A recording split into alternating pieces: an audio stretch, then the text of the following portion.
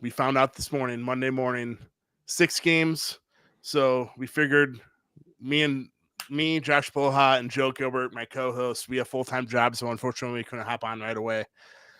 But we figured we'd hop on tonight and just discuss the news and the 2022 Cleveland Browns season, what it means.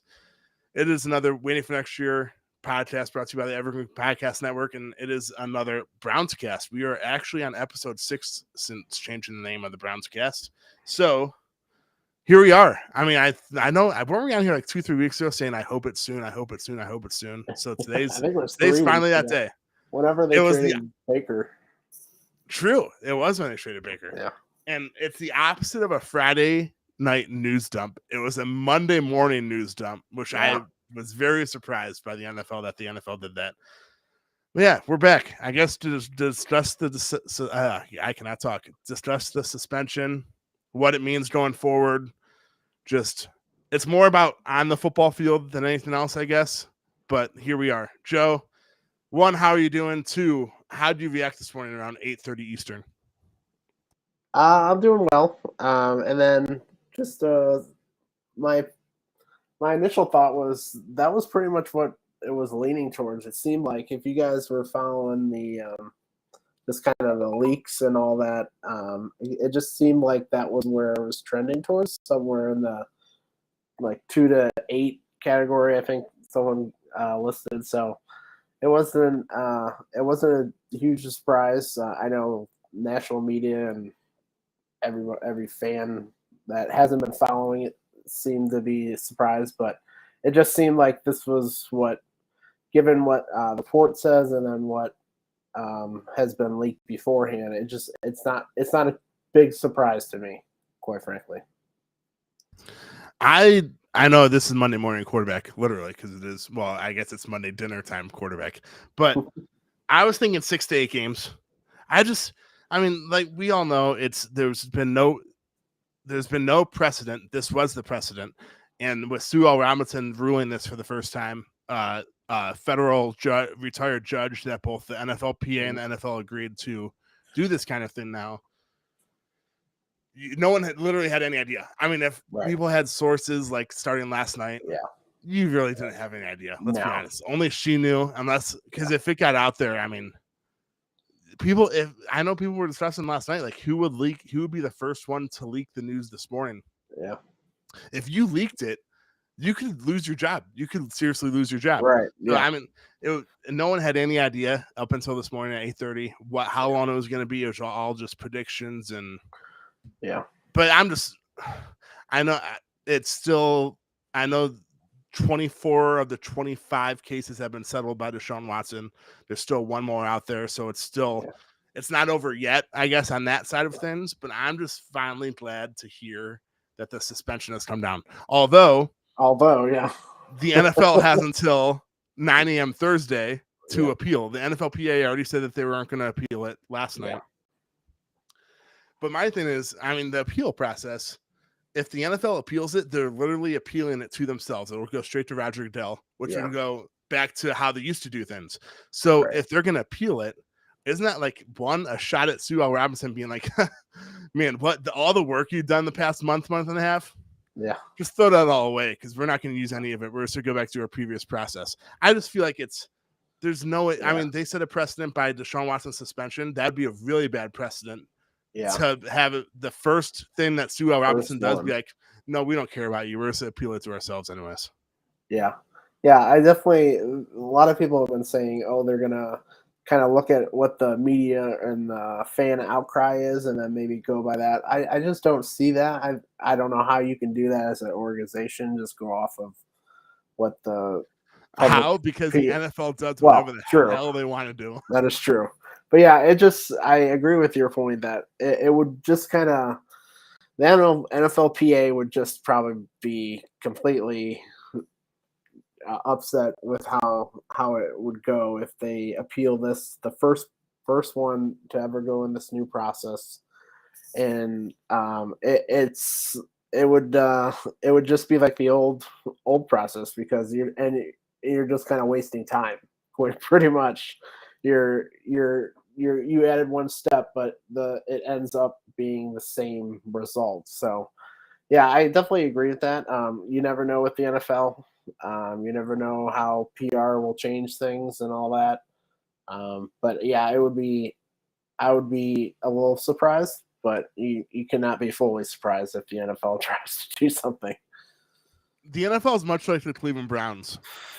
You can never be fully surprised whatever what I guess Right. no, I guess a bad metaphor. But you can never be fully surprised at whatever happens because it's Right. the Cleveland Browns and it's the NFL. They can literally do whatever the heck they want. Roger Goodell can literally say, "I want to appeal this," and then he makes the decision. Right. Yeah.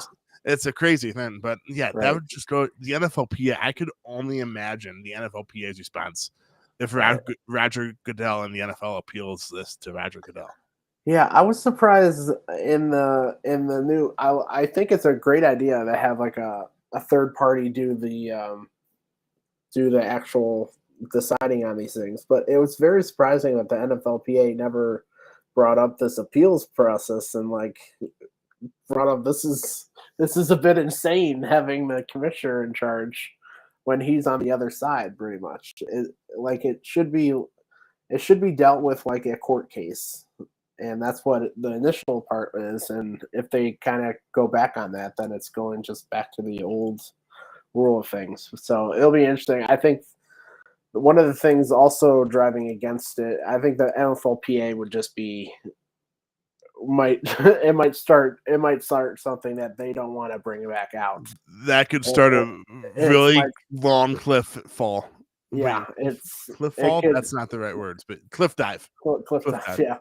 Yeah, it might just start a whole cavalcade of stuff that you just they don't want to open. So it'll be interesting to see how they handle it. But yeah, I would lean towards there would be no appeal. But we'll see. You never know. Yeah, I decided to listen to sports talk radio on my way home, which I guess on a day like today, there's two rules: stay off Twitter and stay off of sports talk radio. But here I was listening to sports talk radio on my way home from work, and they discussed that. Well, yeah. Well, the first, basically any news. Yeah. But, they were discussing how the NFL, it would be a really bad look by the NFL if they were to appeal this and have it go into this weekend because it's Hall of Fame weekend in Canton, and you would take away from all that goes around the NFL Hall of Fame stuff. I mean, it's the speeches, it's the inductions, the game. Yeah. So it would be a really bad look by the NFL to take away from that experience for those players and coaches and whoever. I know sometimes it's referees and just owners who I don't even know who's all going in this year, but it'd be a really, really bad look to take away from that, which I completely agree with. I know sports talk radio is sometimes hard to agree with, but I completely agree with that opinion. I know I said this a little bit ago. I don't see the NFL appealing this. They set a precedent Sue L. Robinson set a precedent by the suspension. It would be a really bad precedent to send by doing something. They brought in a federal judge who the NFLPA and the NFL agreed upon to just be like, no, screw you. We're throwing all that out. We're just to make your own decision anyways, just like we used to. I just feel like that'd be a really, really bad look. But again, like I said, it's the NFL. They can do whatever the heck they want, and we just have to go with it. So I guess we have until Thursday, 9 a.m. to find out if it's more or less. Well, actually, no. If the NFL appeals it, it's going to be more than 6 games. But I just feel like it's going to be 6 games. It's not officially official yet, but I think it's going to be 6 games. Yeah, yeah. If you read the report, which I haven't yet, by the way. Yeah, I have. So if you read the report, Sue Robinson does a very good job of actually kind of breaking it down. She puts a lot of the blame of why it was 6 games on the NFL. The NFL doesn't have strict definitions of the charges, like of the offenses. And then the biggest thing is they don't really have. So she considered it, not to get into the weeds here, but she considered it a non-violent sexual assault. So there's no precedent for that in their bylaws or CBA. So the last one of that category, which I think it was something. It was obviously not of this extreme.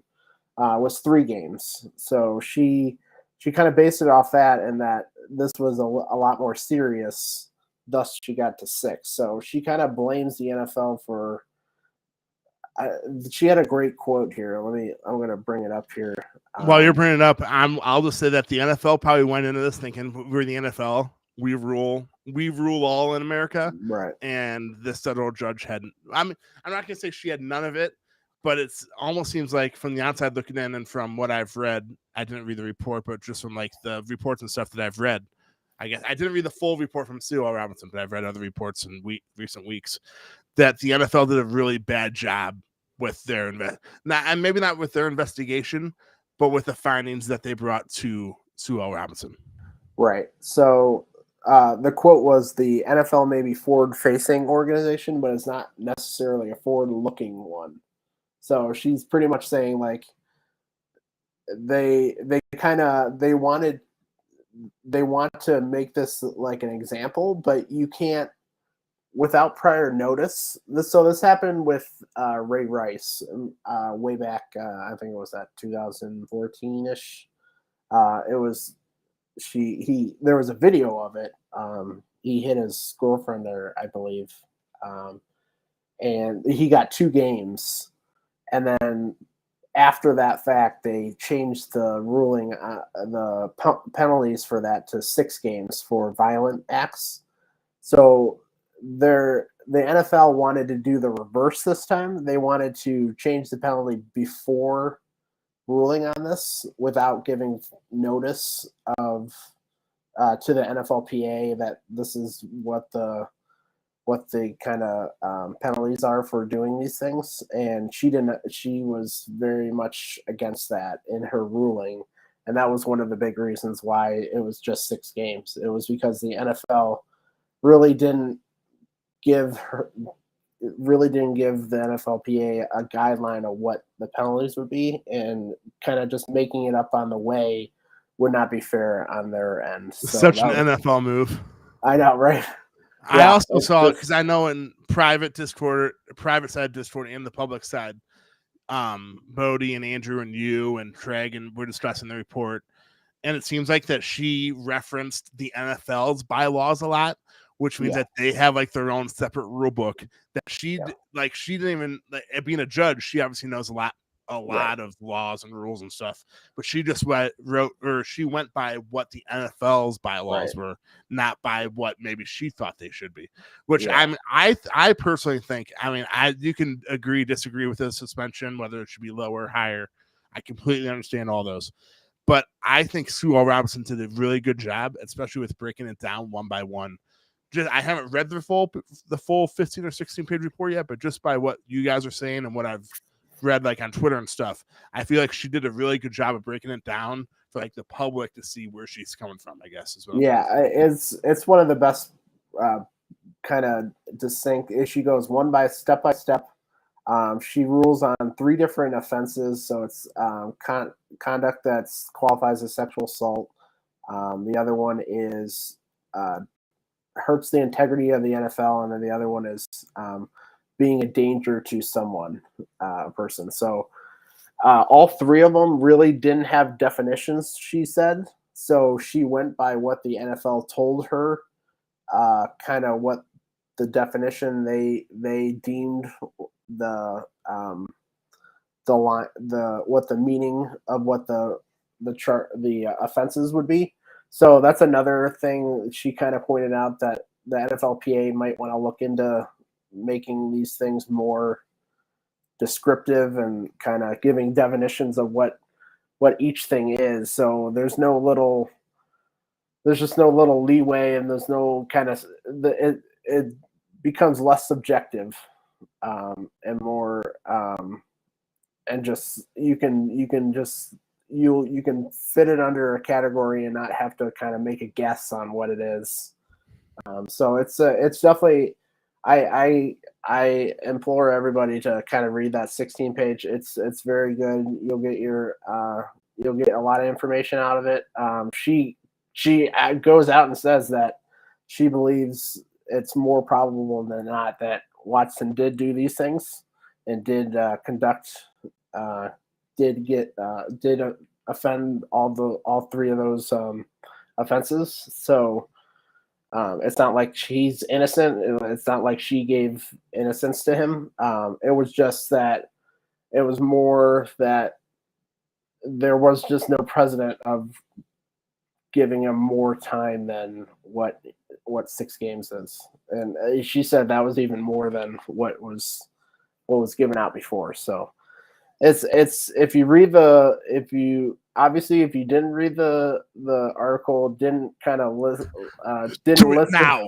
yeah, if you didn't do the letter or read the letter and didn't kind of understand the last few weeks the outcries, in 6 games, obviously it's very shocking. But if you look at the letter and how she broke it down, it makes sense. This is not on her. Like, she's literally putting it on the NFL and how they did past presidents, and she couldn't just throw out numbers. She's gonna go based on fairness. She used the word fairness in there, and just based on her many years of law, that's a big thing. So.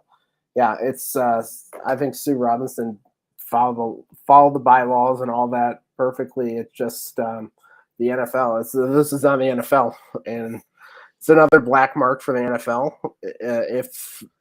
If she ruled that If this we're was counting black marks, holy cow! Right, yeah. If she ruled that this was that he likely did this, so this is like a 51% chance that he did it, is how she looked at it.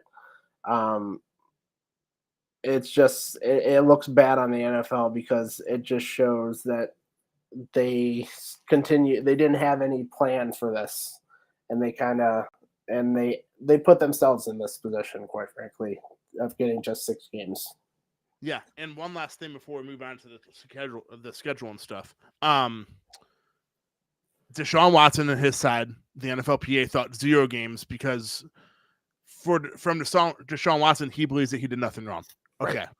The NFL wanted an indefinite suspension, which is they wanted a year and possibly in the next year, which, let's be honest, that was never going to happen. Whether it was like a PR thing or it was like one of those things where, well, we tried to get an indefinite suspension and it just came down to 6 games. It was neither side was going to, it was never going to be either side. It was always going to be in the middle. I think Sue Robinson said something I forget what the exact words were. It would be unprecedented or something like that. I forget what the exact words were, but she did bring that up. Like I said, I think she did a great job. Whether you agree or disagree with the length of suspension, the way she wrote the report, which I can't wait to. No, I'm not gonna say I can't wait to read it, but I'm looking forward to reading it. Yeah, just because the way that it's been summarized that I've seen, she did a really great job. Like I said. Yeah. So I mean, for her first go round, I'd give her a solid A. Yeah. If we're giving grades here. So may have taken a little bit too long, but hey. Yeah, we'll see. I don't know why that took so long. Yeah, I don't know. I don't know if she wrote that all. Well, if you read the report is pretty succinct, so she I wonder if her family members are like, some of them are sports fanatics and they're like grandma or aunts or sister. Like, seriously, do you realize how many people are literally talking about you right now? Like last week, the week before. So, all right. So on to what it means to the 2022 Cleveland Browns. If Deshaun Watson's 6-game suspension is upheld, which I'm assuming it will be because the NFL would be really dumb to appeal it, the 6 games he would miss, obviously weeks 1 through 6, at Panthers, home against the Jets, home against the Steelers on Thursday night, at the Falcons, home against the Chargers, home against the Patriots. Man, I just realized I'm going to that Patriots game. That's the final game without him. Damn it. All right. But back to the regular scheduled programming. What are your thoughts? I guess most importantly, what are your thoughts on Jacoby Brissett and what he can do behind center for the Browns? Because that's obviously going to be the starting quarterback the first 6 weeks of the season. And 2, how do you think the Browns will fare in those 6 games? Yeah, we talked about it when the schedule came out. I don't know how many months ago that was. But the first 4 games are are there for the taking, and it was there for the taking with or without Watson. I think it starts with the Panthers, and then it goes to Jets, Steelers, and then what was the last game? Oh, I just Falcons. realized that I was muted. Yeah, I literally said it. If you are watching live, you could. I know. I was wondering what you're talking. I was muted. But yeah, so those first 4 games are there, and we saw last year we had terrible quarterback play. There's no sugarcoating it. I think we all watched it. I'm not going to get into why it was terrible. We all know it was injury and all that and other stuff, but it was terrible. And they still were what was the final record last year? I think 9 what I forget. I try to 9-8. 17. I think it was 9-8. Yeah. I think I honestly I try know. to. I think it was I'm 9-8. I'm trying to forget last season. But yeah, it's. By the way, before you go on, last season literally seems like years ago, not it like does. a half a year ago. This has been a long off season. Like the draft seems really like does. It was 10 months ago. Like this year has literally flown by. The fact that we're literally halfway through the year today, August 1st, is mind-boggling. But in NFL terms, if you would have told me that last season ended 3 years ago, I would have believed you. Seriously. Right, like we had so much things that happened this year. We had the whole how many weeks did it seem like we were in the midst of Baker being on the team and then them talking about changing quarterbacks? Then it actually did. And then it was we were literally tracking Jimmy Haslam's plane. That seems like years ago. And then we had how many freaking weeks we had to talk about whether we're going to trade the quarterback, and then and then in the next stage we were in how long is this going to take to get the ruling. So guess what? We're finally at training camp finally. And guess what? Speaking of training camp, this is way tangent, but Ricky kicker Cade York is absolutely killing. But back to Deshaun Watson. Yes, but so getting back to the first 6 games, it's there for the taking. The 4-2, I don't think goes out the window. I think I don't know. Going back to the schedule game, I have no idea what happened, but I believe I said 4-2 after the first 6.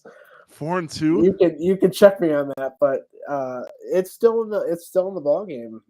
That first 4 games you can win with Jacoby Brissett. He's an average starting quarterback, an average below average to average quarterback, and with the this is probably the most talented roster he's dealt with. So just adding the veteran leadership that he's not gonna sit there and ruin the game for you, but he's not gonna win it. So it's just it puts more stress on the rest of the roster, just sort of like last year. So the first 6 games are going to be a lot like last year, where we're just going to be pushing through, hoping the run game, hoping the defense steps up, and but with the talent throughout the roster, they can do that. It's not beyond belief that they can do that. You said 4-2. I'm saying it's the Cleveland Browns. If they go 3-3 and stay 500 with Deshaun coming back in the final 11 games, I think their floor should be 3-3. Their ceiling should be 4-2. I know that's not that huge of a difference, but I mean, if you can't beat Panthers, Jets, Steelers, Falcons, you should be able to win 2 of those 4. I hope. I mean, if you lose 3 of those 4, there are some serious problems.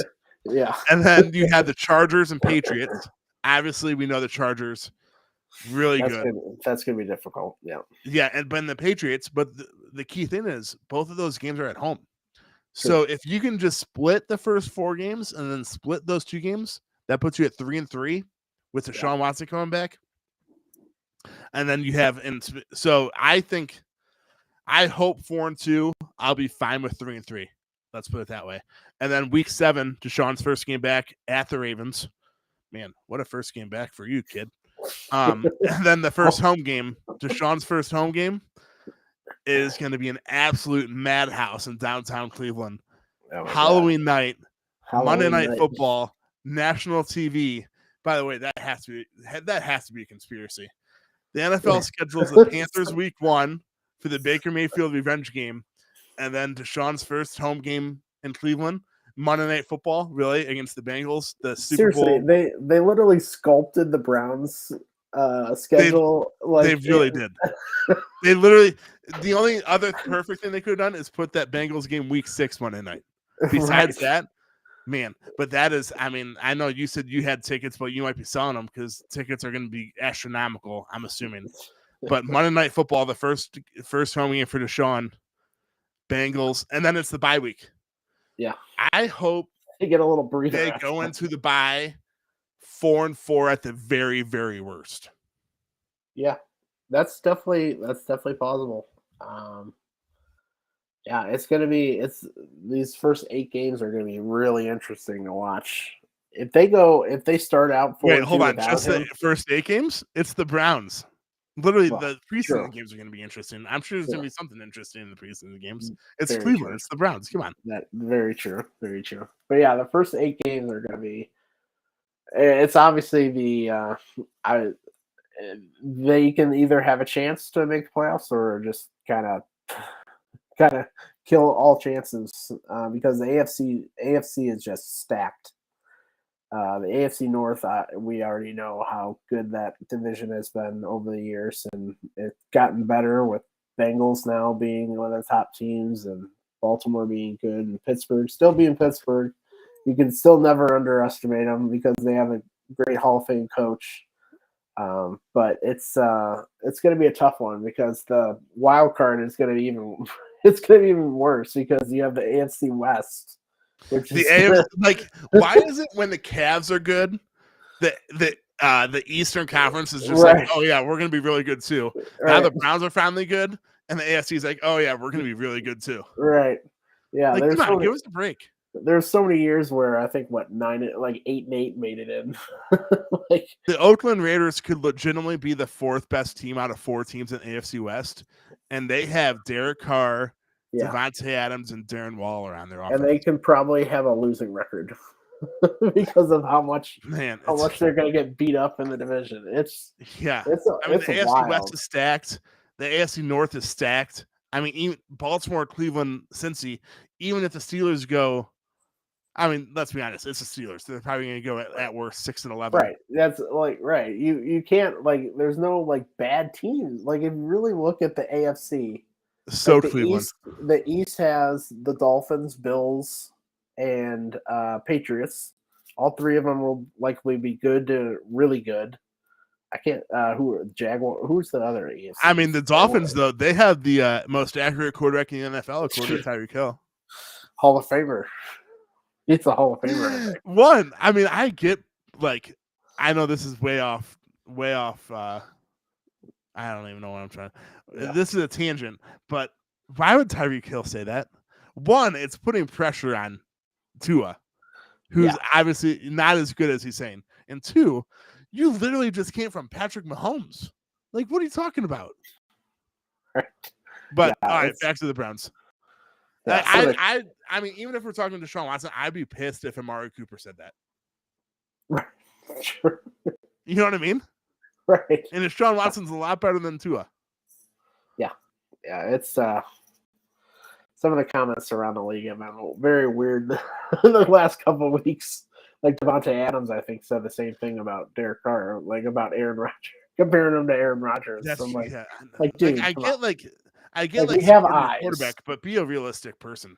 Right. Oh, and you were right though. The Jaguars are that 4th team in the AFC South, East. So there's East, so far. And the Jaguars are going to be good this year. Well, not good. Okay.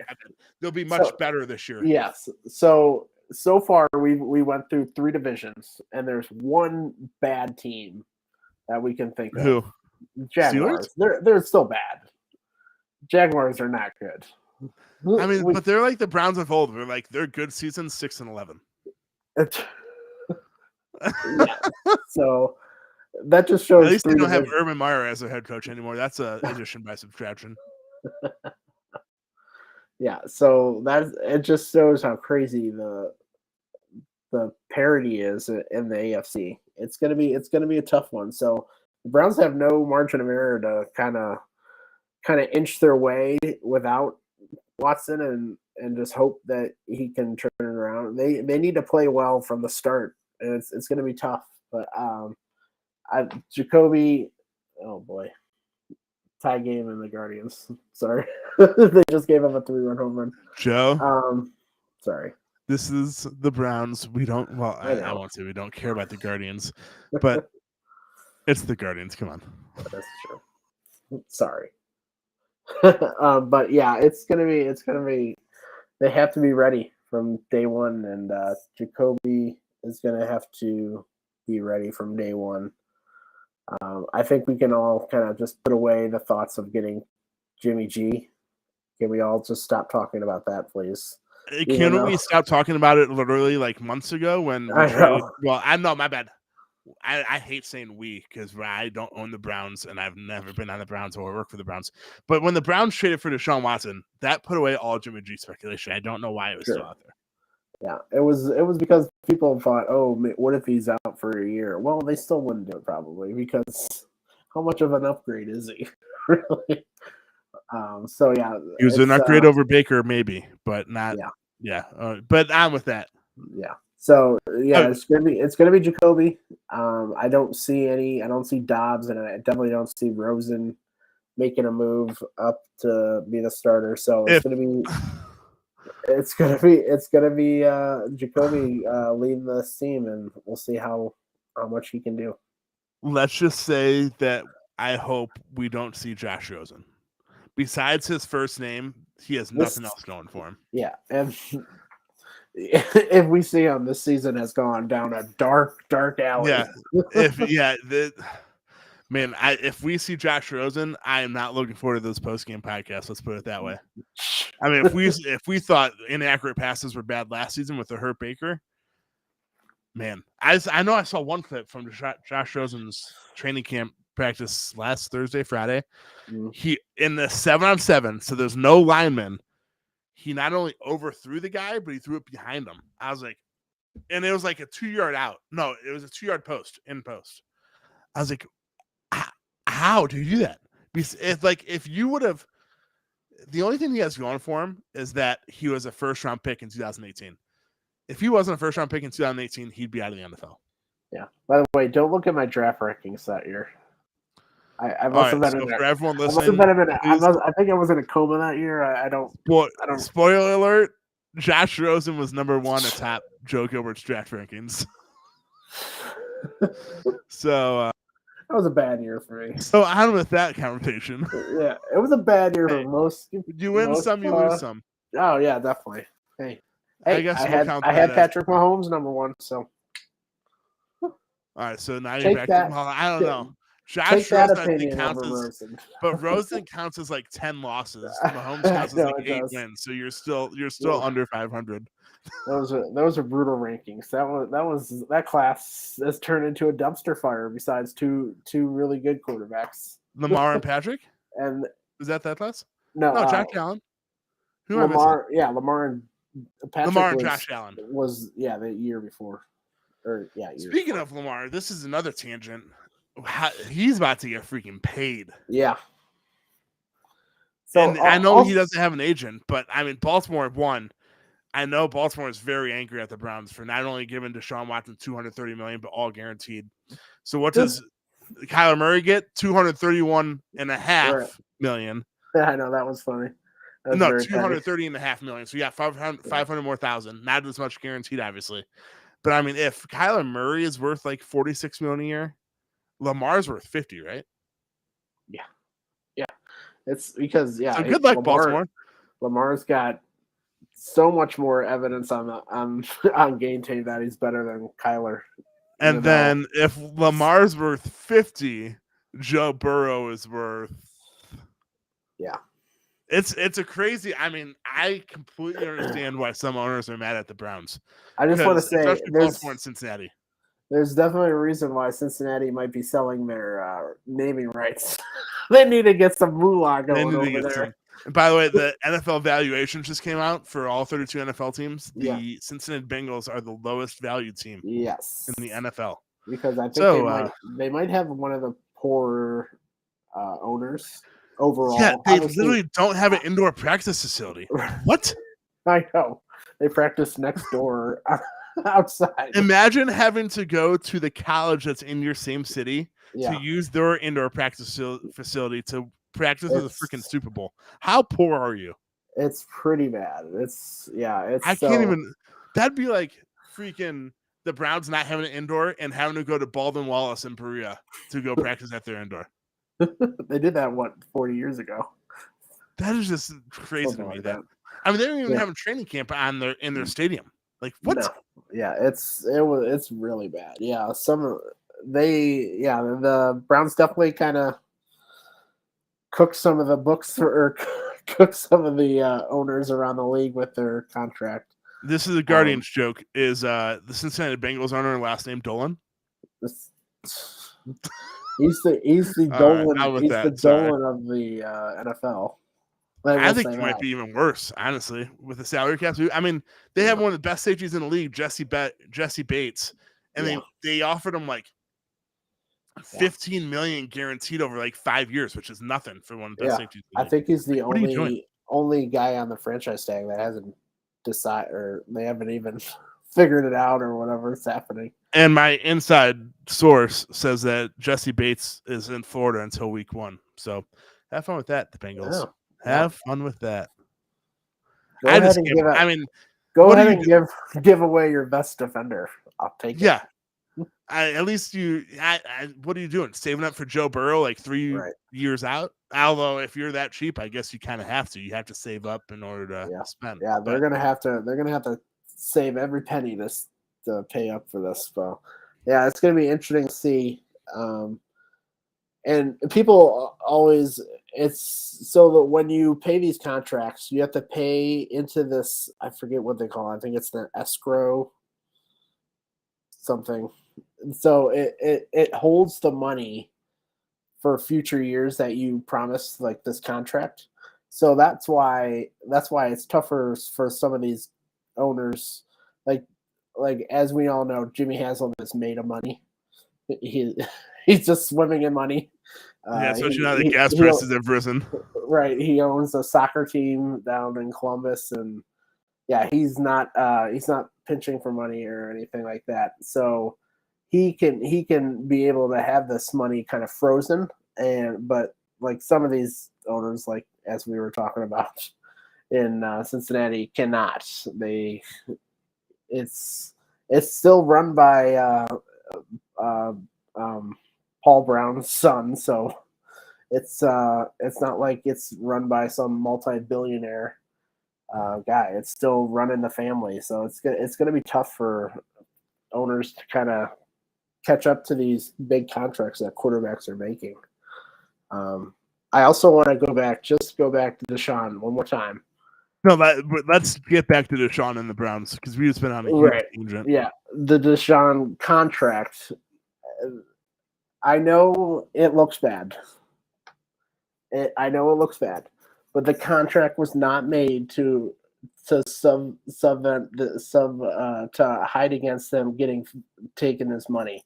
But hold on, before you go further, I'm gonna say what Joe is alluding to here for those of you that don't know. Deshaun Watson got 5 years, $230 million guaranteed, but his base salary for this year is $1 million.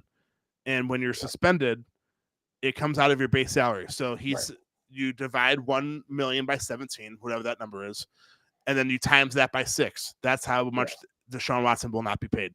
So instead of it being like 46 million divided by 17, it's 1 million divided by 17. But continue, Joe. But the Browns do this on every contract. They've done it this offseason. They've done it last offseason. Every extension. They did it with Myles Garrett.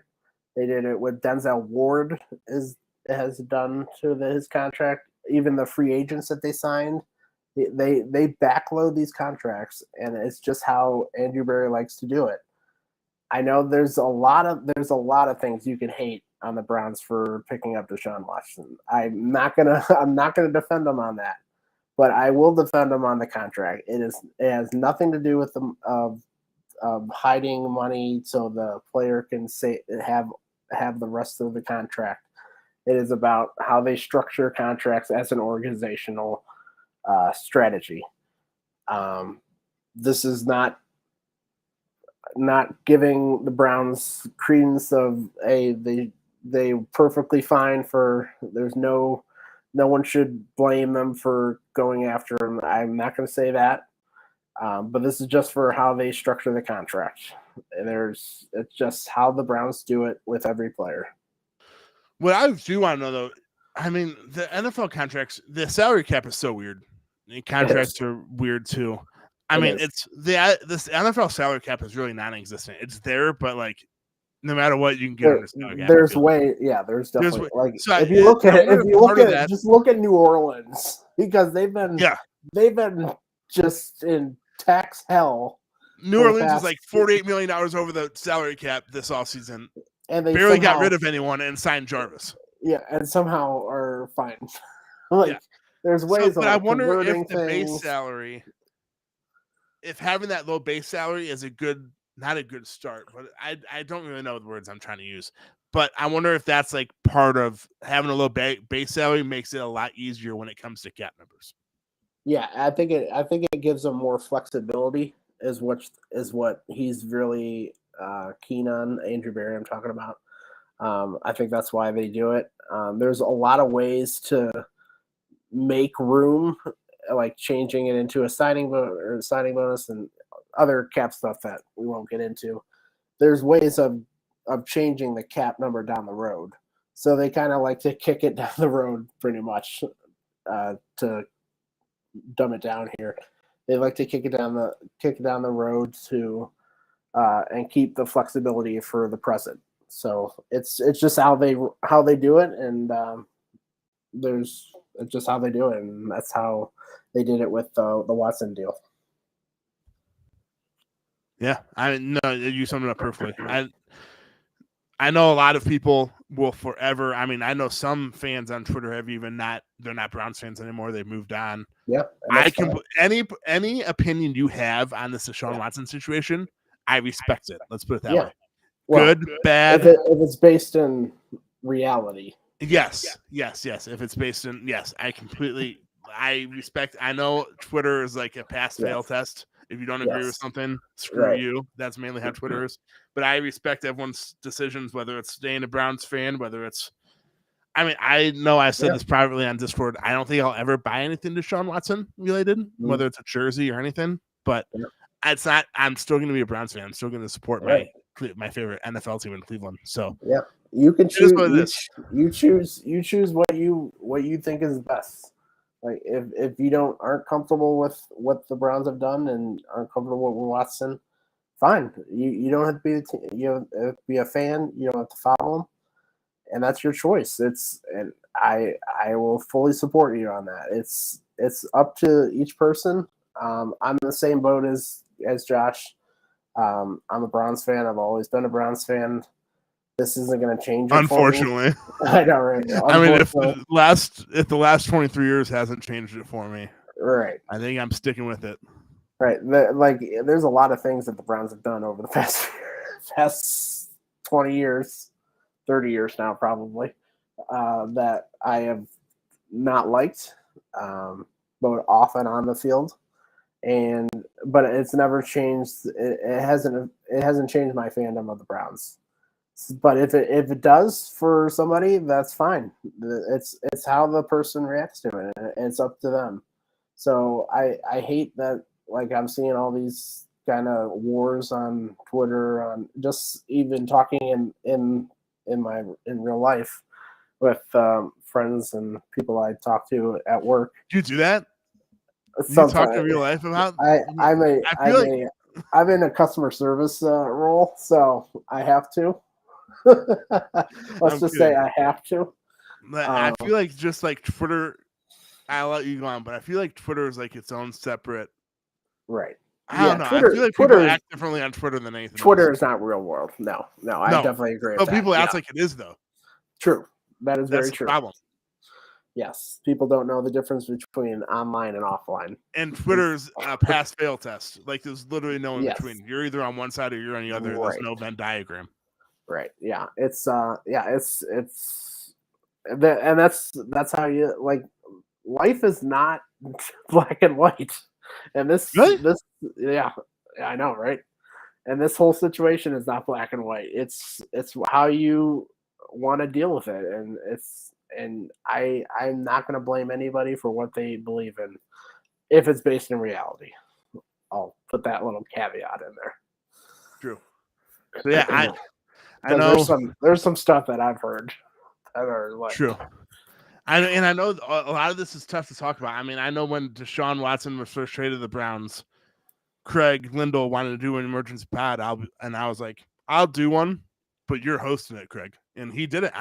It's just like, now I guess it's not easier to talk about, but it's, I guess it is a little bit, I guess easier. You're more informed of what. Yeah, I'm more informed about everything, and just like, I don't know. It's just line to stay on, I guess is the point I'm trying to make. Because you don't want to cross over one line on the left, and you also don't want to cross over on the right. And I won't speak for you, but it's not a position that we wanted to be in. I want to just talk Browns. I want to talk training camp, like what happened today in training camp. But now here we are, 3 or 4 months later, and we're still talking about the same exact thing. Yeah. Finally, though. Finally. I know this is how I started the podcast. We finally have an answer. Hopefully, it's the finalized answer. Knock on wood, please. Thursday, 9 a.m. We'll find out if it's officially a 16th or not. Like I said multiple times. Knowing our luck as Browns fans, it's going to be an appeal for another 5 weeks. The NFL, that is such a bad precedent, though. That it is. Yeah, I'm not saying this is sane. This is just Browns fan mind frame right now. Yes. If something can go wrong, it's going to. Well, that's the mindset of a freaking Cleveland fan at this point. If something can go wrong, it's going wrong in Cleveland sports. Let's be honest. Right. Like a rain delay in 2016, but that's that. Back to the suspension though. So Deshaun Watson suspended 6 games. First game he's back is Halloween, October 31st. He is allowed to for the home game. First home game. Yeah. Oh yeah. My bad. So the first game he's back is Week 7 at Ravens. My bad. So which should be 8 days before. So October 23rd. If my math is correct, I believe because October 31st is Monday. So he is back Week 7. He is allowed to participate in training camp, and then starting the Monday of Week 1. So Week 1, the first game's September 11th. So that would make Week 1 September 5th. So starting September 5th, he cannot be in. Well, I would say he can't be in Berea. He can be in Berea, but he cannot be in the Cleveland Browns facility. Yeah, but he is allowed back in. Cross country mortgage. I saw that. That is everywhere. By the way, if you haven't been to training camp, I went on Saturday. That is everywhere. Cross country mortgage. Cross country mortgage. Yeah. I'm surprised, like the freaking cups that we drank out of didn't say cross country mortgage. I honestly didn't pay attention to them. Maybe they did. But he is allowed back after Week 3. Which, man, this is after the game, Week 3. So that Monday. So I guess the first week of October, if Week 1, September 11th. I don't know. I'm not trying to do math at this time of night. So the Monday following Week 3, he is allowed back at the facility, and he can practice with the team, right? Or can he just like do film room and stuff? So Week 3, we play on September 22nd. So 23rd. So 23rd, he's allowed back in the facility. But is that only for film and meetings, or is that for practice as well? I don't know for sure on that one. I'm not sure. I would assume you can practice. I don't know, but I can't be for sure. I doubt Hill would practice anyways because you still want to get Jacoby ready. So that's true. So and speaking of Jacoby and Deshaun, it'll be interesting to see how Kevin Stefanski and the offensive staff handles this. I know today, I think like halfway through training camp, I saw that Jacoby Brissett only had 1 first-team rep. I'm assuming that'll increase because he'll obviously be the starting quarterback for the first 6 weeks.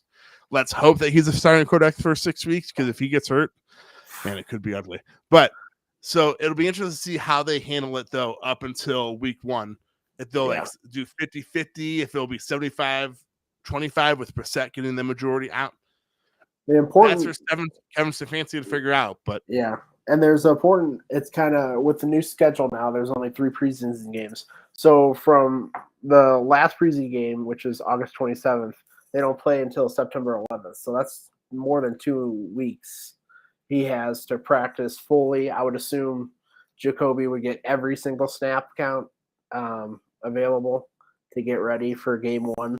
So that's it's definitely kind of an aid to the Browns that there's this new schedule that they can really put them through the starter role there and get them ready to go for game 1 against the Panthers. Maybe Baker Mayfield. If it's not Baker, Matt Rule, what the heck are you doing, dude? Although Baker's are kind of bad at training camp. But... I'm still predicting Darnold. It's starting. Are you really? I'm still predicting it. I predicted it when we did the pod. I just don't. It's a uphill battle to come in.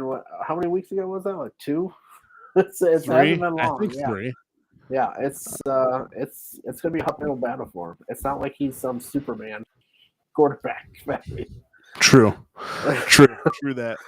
Right. Yeah. So it'll be interesting. If it was any quarterback, he's going to be out. It will be Darnold. Yeah. So I mean, I don't really know what else we can talk about. We just got on here and we figured we would talk about the 6-game suspension for given to Deshaun Watson.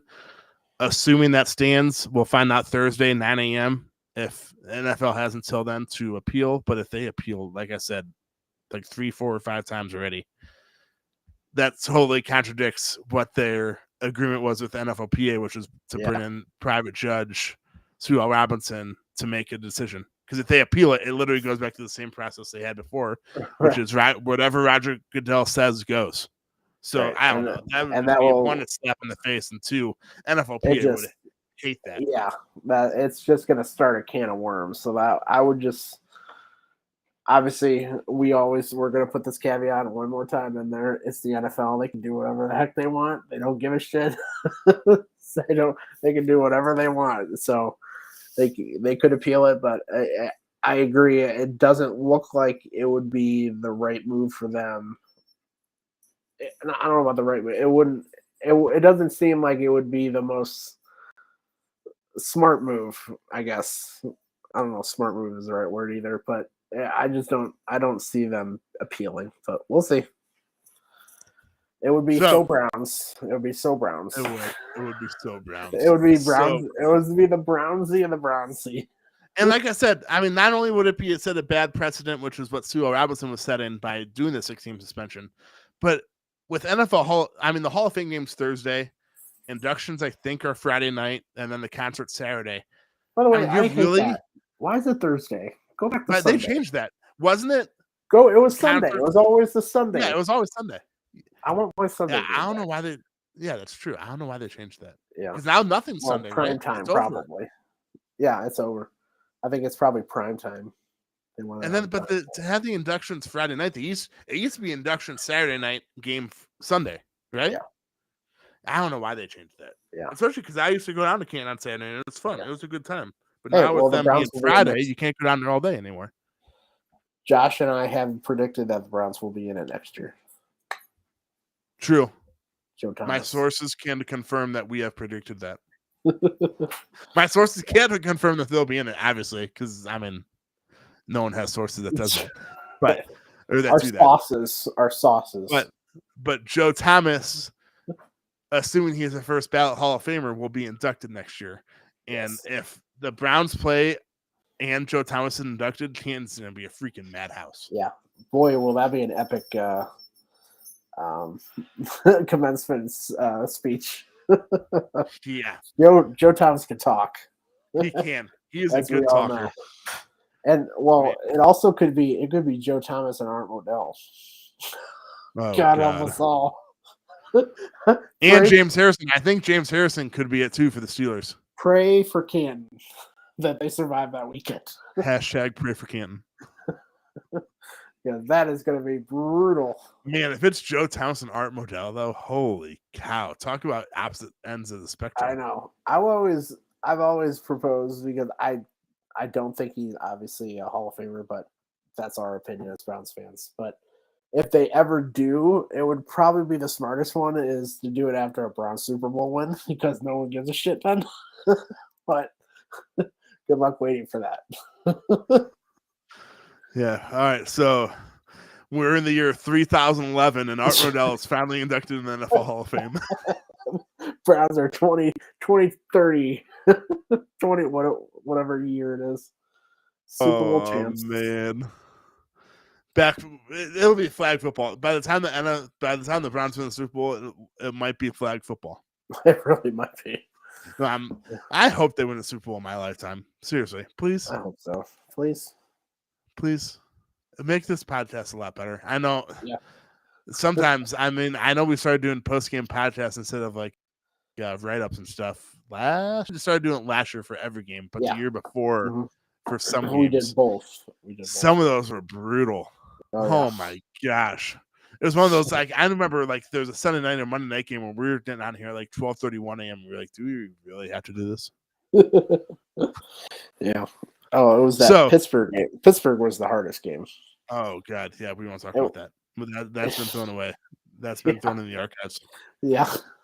Joe, before we get out of here, any final thoughts regarding Deshaun's suspension, the Browns season? I know we'll be on here before the Browns season actually starts, so you don't really have to talk about that, but any final thoughts? Yeah, I'm just going to kind of hold my breath for the next 3 days because as a Browns fan, to see if they actually do something appeal. But other than that, I thought it was a sound argument by Sue Robinson. I thought she presented what she thought was the correct punishment very well. You can argue if that is actually a good and long enough punishment. But it just based on what she used as evidence as president, it's hard to argue against her process, and that's all you can ask for in these situations. If whatever the process is, did she follow it? Is it sound reasoning? And I don't know how you can go against. If you read the report, I don't know how you can say she didn't know what the heck she was doing.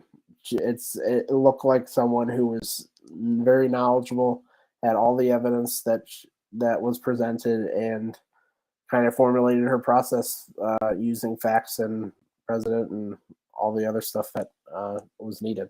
So, yeah, it's gonna be interesting to see how it plays out the rest of the week here, and then hey, maybe we'll talk about football next week. Who's all that? Football, man. Football. I completely agree with everything Joe said. Like I said earlier, you can agree or disagree with what Deshaun Watson did, and you can agree or disagree with the length of the suspension, whether you thought it should be shorter or longer. Yep. Completely agree with, or I won't say I completely understand both sides, but what Sue L. Robinson, retired federal judge, did, I think she, like I said, I gave her an A. I think she did a great job, both with writing it all out and just she didn't pick a side. She just went by what she was given. And whether you agree or disagree with 6 games, I think she backed up her findings and set a good precedent. And I think it's a precedent that, like I said, I don't think the NFL will appeal it because she set a good precedent and it'll just go back to the old ways. Yeah. So if you want to blame somebody, blame the NFL. Always blame the NFL. Their history of dealing with these situations are just not good. 0%. F. Final grade F. F. If it was a pass-fail test, they failed it. Failed by a long shot. Flying colors. Failed. Yeah. So those are our final thoughts. We will be back with you. I don't know, maybe pre-season? I'd say around the first preseason game for the first preseason game, whether it's beforehand, after, whatever. We'll be back with you in a couple of weeks, I'm sure. I think. Wait, is the first preseason game in like less than 2 weeks? I think August it's 12th. like 12 days. August 12th. Holy, wait, 11 days? Yeah. It's a Friday night? Yeah, it's August 12th versus the Jaguars. Holy cow. And the Jaguars are playing in the Hall of Fame game on Thursday. So that'll be their second one. Yeah. So, I mean, yeah, I figured we'd get on here. Joe and I both wanted to talk about it a little bit. Deshaun Watson suspended 6 games, what it meant for the Cleveland Browns, their schedule. Hopefully they go 3-3 the first 6 games without Deshaun. I know Joe thinks they'll go 4-2. I hope they go 4-2. I hope that worse they go 3-3.